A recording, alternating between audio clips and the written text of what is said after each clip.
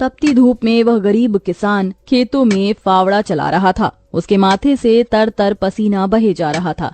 तभी गंगा गमछा उठाकर पिता का पसीना पोंछती है। बाबा, आपके माथे से कितना पसीना बह रहा है, आप थक भी गए हैं, थोड़ी देर आराम कर लो, फावड़ा मुझे दो।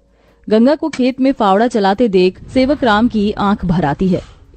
मेरी गरीब बेटी के जिन हाथों में मेहंदी लगनी थी, उन्हीं नाजुक हाथों से मेरी गंगा सख्त फावड़ा चला रही है। तू एक गरीब की बेटी को ही ऐसा भाग्य देकर क्यों भेजता है भगवान? एक गरीब के जीवन की सबसे बड़ी दुविधा बेटी को ब्याहना होता है। ये कहानी है ऐसे ही किसान सेवक राम की, जो बड़ा गरीब है। उसकी दो बेटी गंगा और अंजू हैं। यूं तो सेवक राम ने गंगा के लिए कई रिश्ते ढूंढे, मगर भला एक गरीब की बेटी का हाथ कौन थामना चाहता है। किसी तरह से उनका जीवन कट रहा था।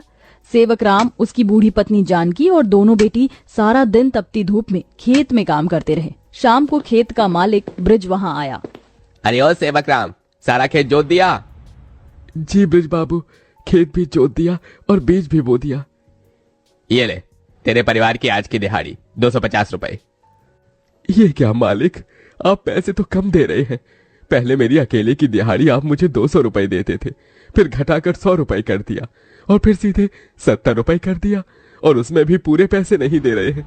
मैं, मेरी दोनों बेटी और पत्नी को मिलाकर हम कुल 4 जन आज खेत में दिन भर जर मर कर खटे हैं।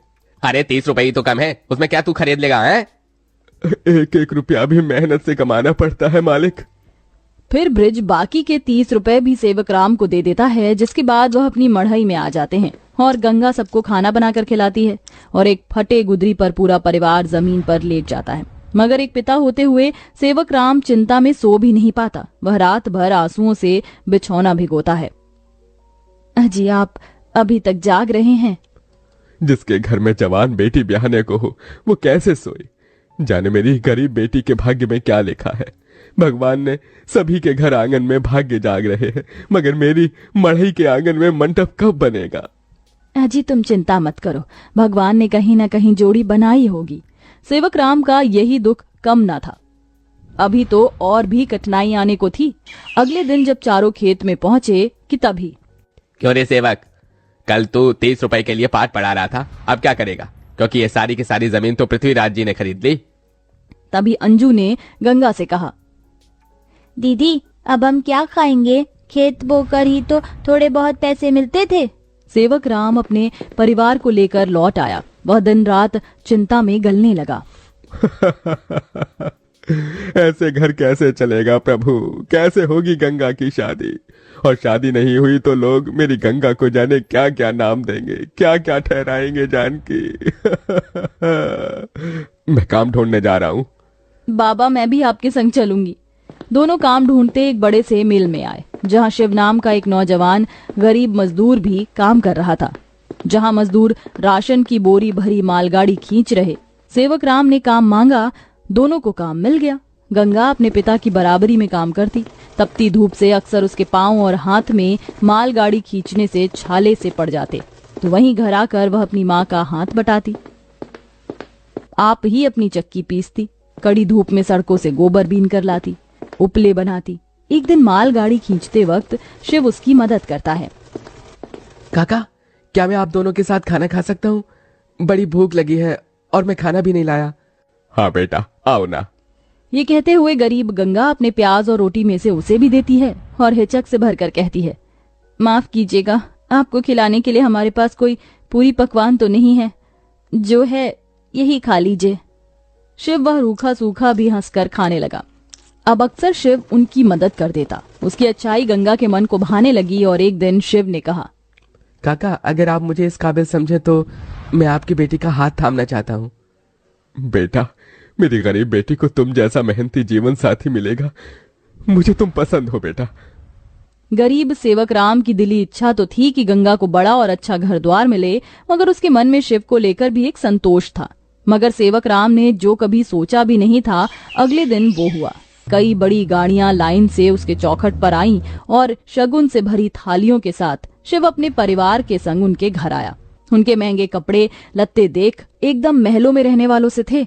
शिव के संग उसके माता पिता पृथ्वीराज, वसुंधरा और बहन योगिता थी। अंजू ने उन्हें देख तपाक से बोला, अरे बाप रे, ये तो राजा महाराजा से लगते हैं। अजी आपने तो कहा था शिव गरीब घर का लड़का है। शिव बेटा, ये सब क्या है? यही मेरी सच्चाई है काका। माफ कीजिएगा, मैं मजदूर या गरीब नहीं था, बल्कि महलों का बेटा हूँ। मगर मुझे एक ऐसा जीवन साथी की खोज थी जो मेरा धन दौलत देखकर मुझे न अपनाए, इसलिए मैं उसे ही ढूंढने के लिए ये जीवन जी रहा था। जिसने मुझे मेरी गरीबी के संग स्वीकारा वो गंगा थी, इसलिए मेरे महलों की दुल्हन गंगा होगी। गंगा बनोगी मेरे महलों की बहू और मेरे बेटे की दुल्हन? अपनी गरीब बेटी के लिए महलों से आया रिश्ता देखकर सेवक राम बड़ा रोया। भगवान, तूने मेरी फटी झोली में इतनी खुशियां डाल दी। मेरी बेटी महलों की दुल्हन बनेगी।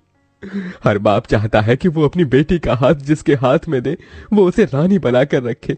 अब मेरी बेटी सचमुच में महलों की रानी बनेगी। समझे जी, मंगनी कर ले। मगर इतनी छोटी सी मड़ई में सब कैसे होगा? ये तो टूटी फूटी है, आप लोगों के खड़े होने लायक भी नहीं है। मगर इस मढ़ई में आप जितने दिलदार लोग रहते हैं तो ये महलों से बढ़कर है। इसके बाद सेवक राम के छोटे से मढ़ई में उसकी गरीब बेटी की मंगनी होती है, जहां और थोड़े दिन के बाद बड़े ही धूमधाम के साथ गंगा की शादी होती है, जहां वह मंडप में मन ही मन कहती है, हे गौरी मैया, आपका धन्यवाद जो आपने मुझको मनचाहा वर दिया। इसके बाद गंगा विदा होकर अपने महलों के ससुराल में आ जाती है, जो दुल्हन के जैसा सजा हुआ होता है, जहां कई नौकर चाकर शाही अंदाज में उसके स्वागत में खड़े थे। तभी महंगे से लहंगे में ननद योगिता ने कहा, आइए भाभी, आपके महलों के ससुराल में आपका स्वागत है। जैसे ही योगिता गाड़ी से उतरती है, तभी नौकर चाकर थाली में फूल लिए खड़े उसके स्वागत में फूल बिछाए जाते हैं। जहां कल तक उसके पांव को कांटों की चुभन मिली थी, आज वह महल की दुल्हन बनकर फूलों में बदल चुके थे। जहां महल के द्वार पर सास वसुंधरा ने स्वागत किया, आओ हमारे महलों की दुल्हन, तुम्हारा स्वागत है। इस सोने की कलश को अपने दाहिने पांव से गिराकर अंदर आ जाओ। जी माँ।